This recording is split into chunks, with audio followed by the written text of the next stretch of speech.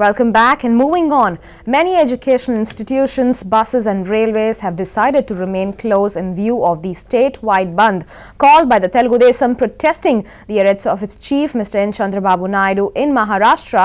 And to give us more information of the present situation in the city, our correspondent Raju joins us at Secunderabad railway station. Over to you, Raju. Thank you Shreya. Maharashtra ప్రభుత్వం అనుసరిస్తున్న వైఖరిని నిరసిస్తూ ఈరోజు Telugu Desam party బంద్కు పిలుపునివ్వడం జరిగింది. ఈ బంద్లో భాగంగా ఈరోజు అన్ని ప్రాంతాల్లో కూడా ఏపీ మొత్తంలో కూడా తెలుగుదేశం తమ్ముళ్ళు అందరూ కూడా ఈ బంద్ను విజయవంతం చేసేందుకు కృషి చేస్తున్నారు. దాంట్లో భాగంగానే ఈరోజు ఉదయం నుంచి కూడా బంద్ అనేది కనిపిస్తుంది. ముఖ్యంగా నగరంలో బస్సులు ప్రధాన కూడళ్లలో నడవలసిన బస్సులు కూడా బంద్ కావడంతో ప్రయాణికులు తీవ్రంగా ఇబ్బందులకు గురవుతున్నారు. దాంతోపాటు రైల్వే విషయానికి వస్తే మాత్రం రైల్వేలో ట్రైన్లు యథావిధిగా కొనసాగుతున్నాయి. అయితే ఇంకా సమయం ఇప్పుడే ఉదయం పూట కాబట్టి ఇంకా కొంచెం సమయం గడిస్తే కనుక టీడీపీ నాయకులు అయితే ఎవరైతే ఉన్నారో తెలుగుదేశం కార్యకర్తలు కానీ నాయకులు కానీ వాళ్ళందరూ కూడా రోడ్లపైకి వచ్చేసి ధర్నాలు రాస్తారోకాలు చేసేందుకు సిద్ధమయ్యారు.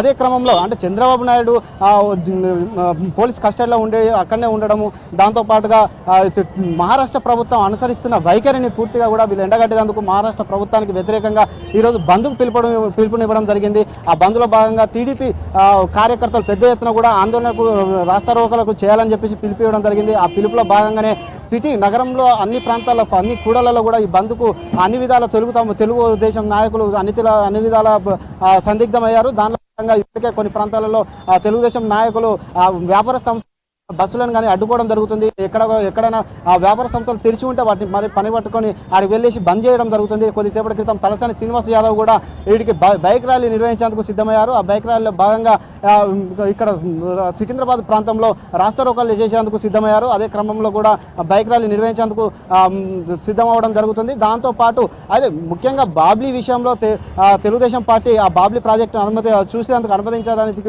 వెళ్ళిన మహారాష్ట్ర బార్డర్కి వెళ్ళిన వాళ్ళని అన్యాయంగా పోలీసులు అరెస్ట్ చేయడం జరిగింది. దాంతో పోలీసులు అనుసరించిన తీరును పూర్తిగా ఎండగట్టేందుకు ఈరోజు టీడీపీ నాయకులు బంద్కు పిలుపునిచ్చారు. శ్రేయ.